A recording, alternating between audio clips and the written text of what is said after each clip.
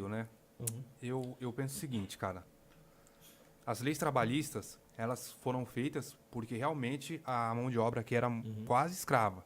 Você não acha que se tirar as leis trabalhistas vai voltar a ser o que era antes das leis trabalhistas? Porque elas foram criadas em protesto porque realmente os trabalhadores eles trabalhavam em condições precárias. Sim. Você entendeu? E falando de Brasil, eu vou ser bem sincero pra você, não tem como comparar com um país da Europa, porque não vai ser como um país da Europa. Você não vai tirar as burocracias e o empresário vai reverter pro funcionário. Isso aqui não funciona. Pelo contrário, ele vai tirar as burocracias dele, mas ele não vai aumentar o salário do funcionário.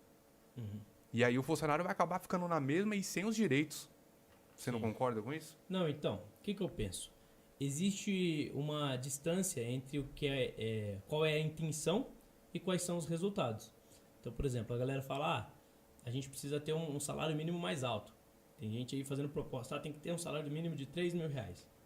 Qual a intenção? Que todo mundo que está empregado e que ganha pouco, ganhe mais. É uma boa intenção. Pô, quem não concorda com isso? Eu concordo com isso pra caramba. Eu quero que as pessoas ganhem mais. Agora, qual o resultado disso? Resultado prático. Quando você eleva o custo do trabalhador, fica mais difícil do empregador contratar. O que isso gera? Desemprego. Então, os lugares, sempre que tem aumento de salário mínimo, você tem uma elevação da taxa de desemprego. E quando você tem redução, por exemplo, ou nem precisa ter redução, com o tempo a inflação vai corroendo. Você tem um aumento do emprego. Daí você vai me falar, nossa, mas ele vai ganhar um salário muito baixo. Beleza, mas pensa um jovem que está começando que nem eu. Fui vender picolé na rua. Imagina se o cara tivesse que me contratar e pagar um salário mínimo para mim. Ele ia contratar? Não ia. Porque é uma função simples, mas que foi importante para eu me desenvolver, para ganhar experiência, até para conseguir outros empregos. Então eu acho assim, as intenções das leis trabalhistas, na maioria das vezes, elas são boas. Agora, os resultados nem tão bons assim. Daí, vamos ver então, qual a solução dos liberais para você melhorar as condições do trabalhador?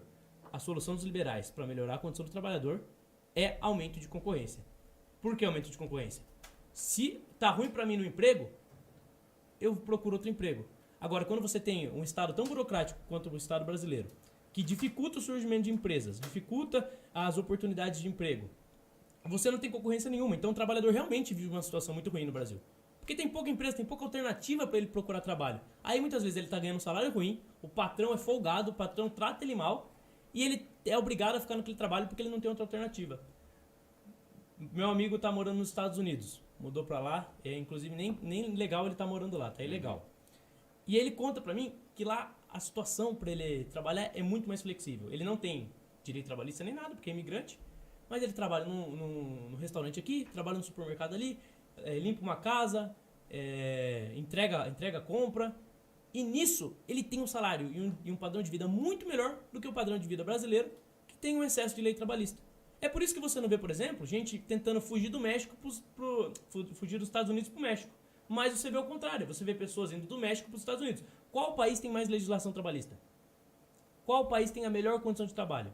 Os Estados Unidos tem a melhor condição de trabalho e tem menos legislação trabalhista. Então eu acho que o caminho para melhorar a condição do trabalhador não é mais Estado, é menos Estado.